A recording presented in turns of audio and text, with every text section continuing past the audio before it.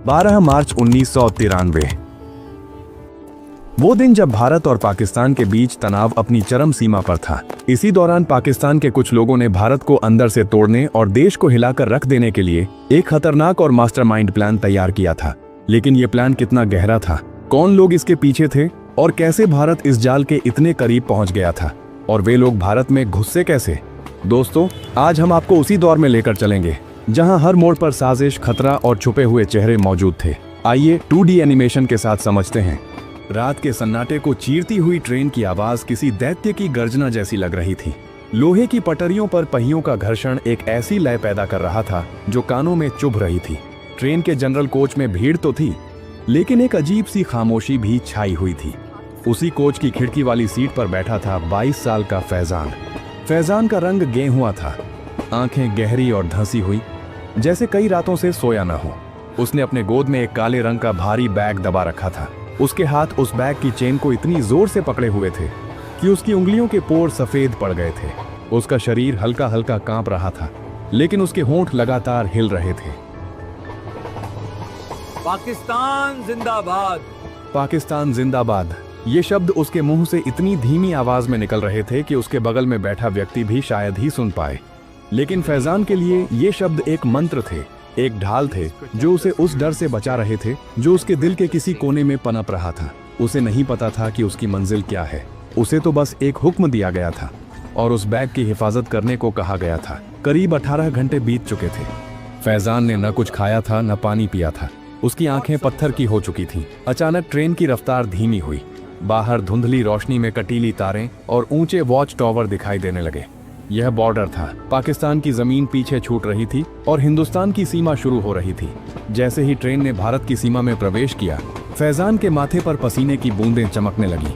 उसे बताया गया था कि सरहद पार करते ही उसकी असली परीक्षा शुरू होगी। वह अब एक दुश्मन देश में था। उसके अंदर एक अजीब सी घबराहट होने लगी। उसे लगने लगा कि हर कोई उसे ही देख रहा है। उसे लगा कि शायद उसकी धड़कनों की आवाज इतनी तेज है कि पूरा डिब्बा उसे सुन सकता है। उसके ठीक सामने वाली सीट पर एक महिला बैठी थी जिनका नाम सुनीता देवी था। वे करीब 50 साल की थीं। माथे पर बड़ी सी बिंदी और आंखों में ममता भरी चमक।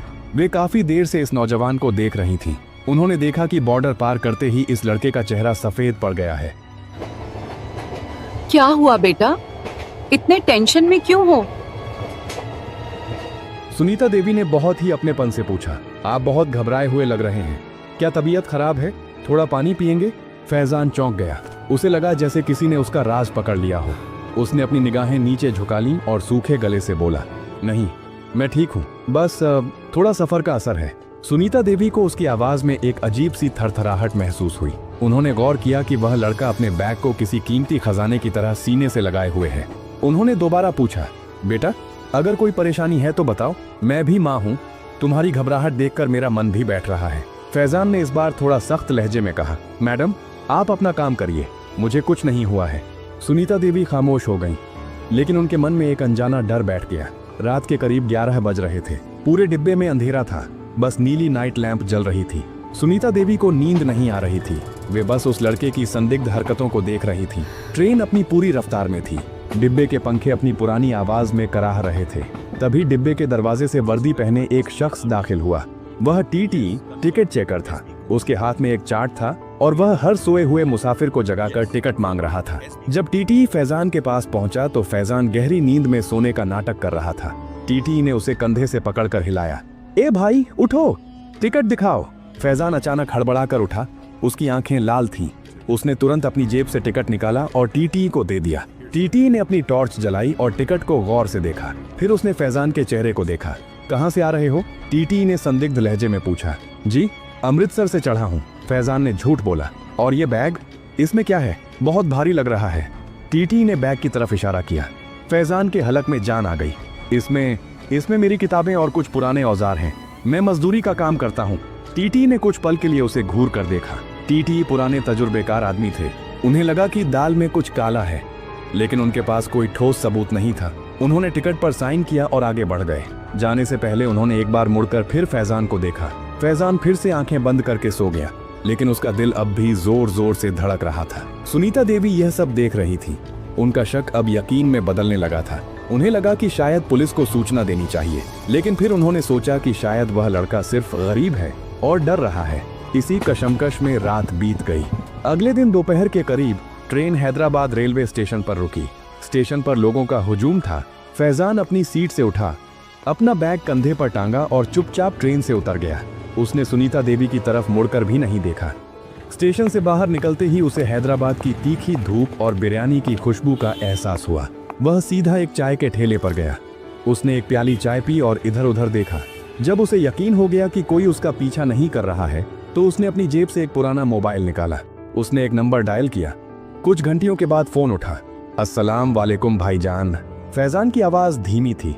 वालेकुम अस्सलाम। पहुंच गए? दूसरी तरफ से एक भारी और ठंडी आवाज आई। जी भाईजान, मैं भारत पहुंच गया हूं, हैदराबाद स्टेशन पर हूं। अपना काम याद है ना? अल्लाह तुमको जन्नत अता फरमाए। खुदा हाफिज। फोन कट गया। फैजान ने फोन फिर से जेब में रख लिया। उसके चेहरे पर अब एक अजीब सा जुनून था। उसने एक ऑटो रुकवाया। ऑटो ड्राइवर एक अधेड़ उम्र का आदमी था, जिसके सिर पर सफेद टोपी थी। हाँ भाई, कहाँ जाने का है? फैजान ने शांत स्वर में कहा। मुझे चार मीनार के पास ले चलो। ऑटो चलने लगा। हैदराबाद की गलियां, पुराने बाजार और लोगों का शोर फैजान के लिए बिल्कुल नया था। ऑटो ड्राइवर ने शीशे में फैजान को देखा। भाई साहब, आप इधर के नहीं लगते। पहली बार आए हो क्या हैदराबाद? फैजान थोड़ा घबराया। अरे नहीं भाई, मैं यहीं का रहने वाला हूँ, बस बहुत दिनों बाद वापस आया हूँ। आप बस ऑटो चलाइए ना, जल्दी पहुँचना है। ड्राइवर मुस्कुराया। अरे मियाँ, गुस्सा क्यों होते हो? इस शहर में जो एक बार आता है, यहीं का हो जाता है। जैसे ही ऑटो चार मीनार के पास पहुंचा, फैजान ने बैग को मजबूती से पकड़ा। उसने जेब से 500 का नोट निकाला और ड्राइवर को थमा दिया। अरे भाई, मेरे पास चेंज नहीं है, ड्राइवर ने कहा। रख लो भाई, मुझे जरूरत नहीं है, फैजान ने कहा और तेजी से भीड़ में गायब हो गया। ड्राइवर उसे जाते हुए देखता रहा। उसे समझ नहीं आया कि एक मामूली सा दिखने वाला लड़का 500 का नोट टिप में क्यों दे गया। चार मीनार के पास भारी भीड़ थी। टूरिस्ट, फेरी वाले और पुलिस के जवान। फैजान ने देखा कि वहां की सुरक्षा काफी कड़ी है। वह चुपचाप एक खंभे की ओट में खड़ा हो गया। उसने देखा कि कुछ पुलिस वाले संदिग्ध लोगों की तलाशी ले रहे हैं। वह एक ऐसी जगह की तलाश में था जहां सबसे ज्यादा लोग इकट्ठा हों। उसने देखा कि चार मीनार के एक मुख्य पिलर के पास बहुत सारे लोग सेल्फी ले रहे थे। वहां एक छोटा सा कोना था जहां अंधेरा था। फैजान धीरे धीरे उस पिलर की तरफ बढ़ा। उसने अपना बैग उतारा। उसके अंदर से एक बड़ी लाल रंग की मशीन निकाली। वह एक टाइम बम था। उस पर एक डिजिटल घड़ी चल रही थी जिस पर 12:25 का समय हो रहा था। फैजान के हाथ कांप रहे थे। उसने बम के सर्किट में कुछ छेड़छाड़ की और टाइमर को 1:15 पर सेट कर दिया। सिर्फ 50 मिनट। उसने उस बम को पिलर के एक छेद में घुसा दिया और उसके ऊपर कुछ पुराना कपड़ा डाल दिया ताकि किसी की नजर न पड़े। फिर उसने अपना खाली बैग वहीं फेंक दिया और वहां से चलता बना। वह थोड़ी दूर जाकर एक बिरयानी के ठेले पर खड़ा हो गया। उसने एक प्लेट बिरयानी ली और वहीं खड़े होकर खाने लगा। उसकी नजरें लगातार उस पिलर पर टिकी थीं। उसे लग रहा था कि अब कुछ ही देर में वहां लाशों का ढेर होगा। उसी वक्त चार मीनार के उस पिलर के पास 3 दोस्त मस्ती कर रहे थे। सूरज, मोहम्मद सलीम और राकेश। ये तीनों कॉलेज के दोस्त थे और छुट्टी मनाने हैदराबाद आए थे। राकेश के पास एक अच्छा कैमरा वाला फोन था। Oh Salim, stand properly, I am clicking your photos. Rakesh ने चिल्लाकर कहा। सलीम मुस्कुराते हुए पिलर के पास जाकर खड़ा हो गया। सूरज उनके पास ही खड़ा होकर अपने बाल ठीक कर रहा था। राकेश ने एक फोटो क्लिक की। दिखा तो कैसी आई है? सलीम ने पास आकर पूछा। राकेश ने फोटो झूम की।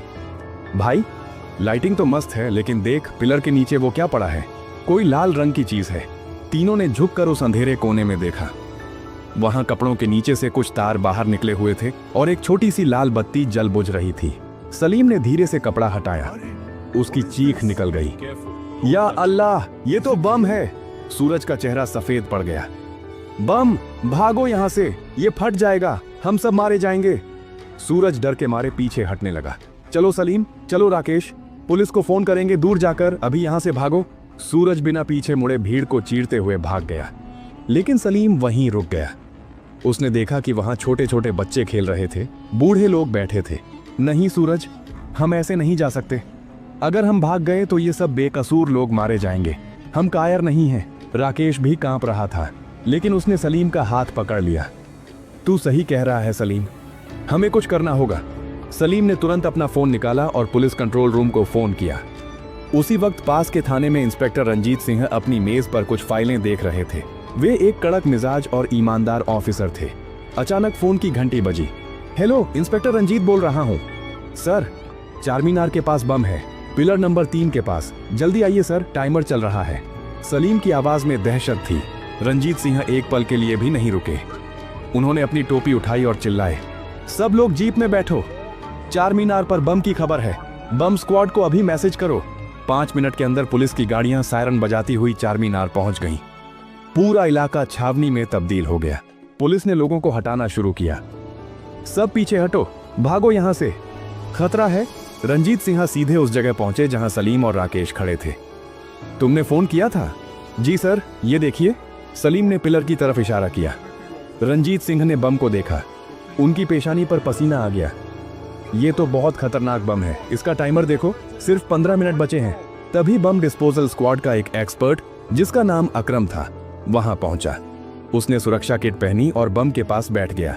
सर, ये बहुत ही पेचीदा सर्किट है, एक भी गलत तार कटा तो ये पूरा इलाका उड़ जाएगा। अकरम ने अपने औजार निकाले। वहां मौजूद हर शख्स की सांसें रुकी हुई थीं।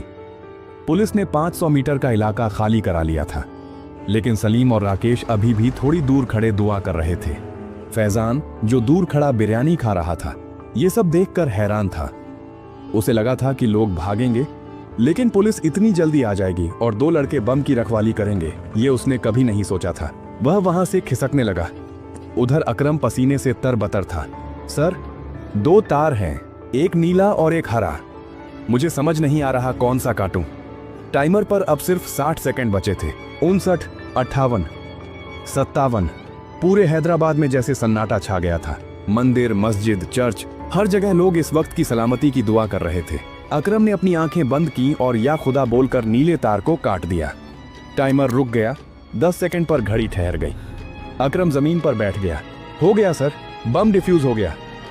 इंस्पेक्टर रंजीत ने राहत की सांस ली। भीड़ में से तालियों की गूंज उठी। लोग सलीम और राकेश को कंधों पर उठाने लगे। तभी वही ऑटो वाला पुलिस के पास दौड़ता हुआ आया। साहब, वो लड़का जिसने मुझे 500 का नोट दिया था, वो उधर बिरयानी के ठेले के पास भाग रहा है। रंजीत सिंह ने तुरंत अपनी टीम को इशारा किया। पुलिस ने फैजान को चारों तरफ से घेर लिया। फैजान ने भागने की कोशिश की, लेकिन रंजीत सिंह ने उसे दबोच लिया। शाम का वक्त था।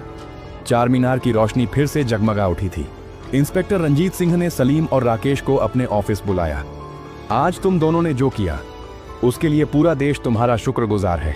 मजहब और डर से ऊपर उठकर तुम दोनों ने इंसानियत को चुना, रंजीत सिंह ने कहा।